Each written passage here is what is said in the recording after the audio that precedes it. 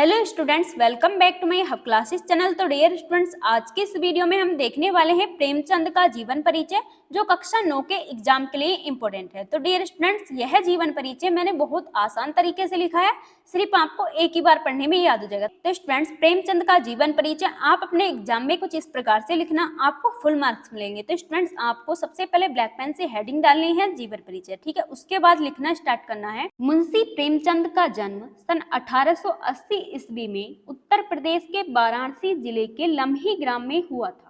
तो स्टूडेंट, जीवन परिचय लिखते समय आपको कुछ मेन पॉइंट्स जरूर याद रखने हैं। इनका जन्म कब हुआ, कहाँ हुआ और इनके माता पिता का नाम और इनकी मृत्यु कब हुई। अगर आपको एग्जाम देते समय अगर बीच की क्रिया याद नहीं रहती है तो आप अपने से बना कर भी लिख सकते हैं।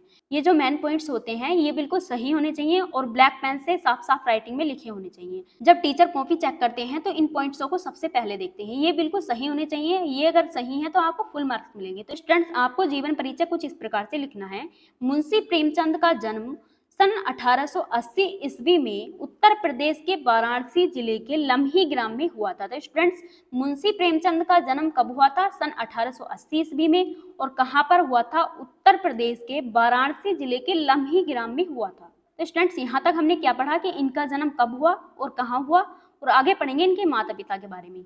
इनके पिता का नाम आजाब राय तथा माता का नाम आनंदी देवी था। तो स्टूडेंट्स, इनके पिता का नाम क्या था? आजाब राय, और माता का नाम आनंदी देवी था। तो स्टूडेंट्स, अब आगे बढ़ेंगे।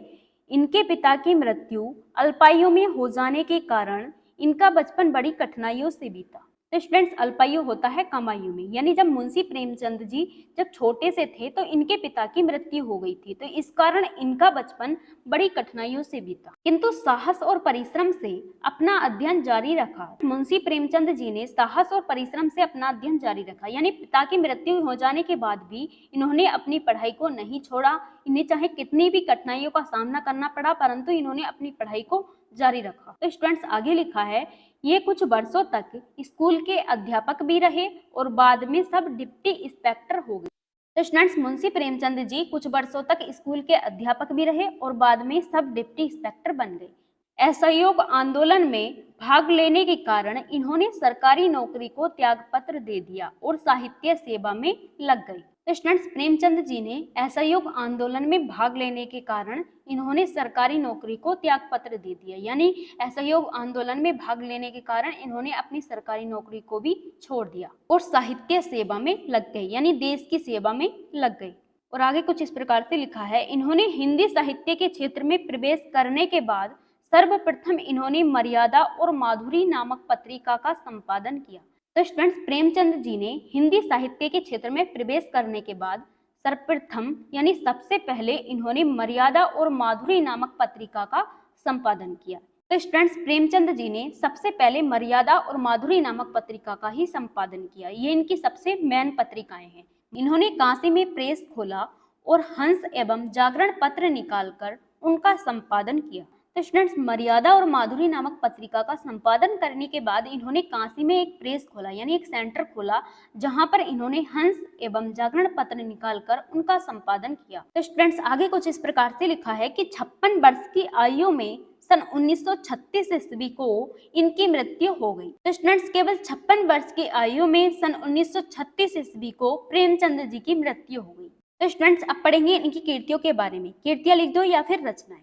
इनकी रचनाओं में सबसे पहले है उपन्यास, ठीक है। उपन्यास है इनके गबन, गोदान, रंगभूमि, ये इनके उपन्यास हैं।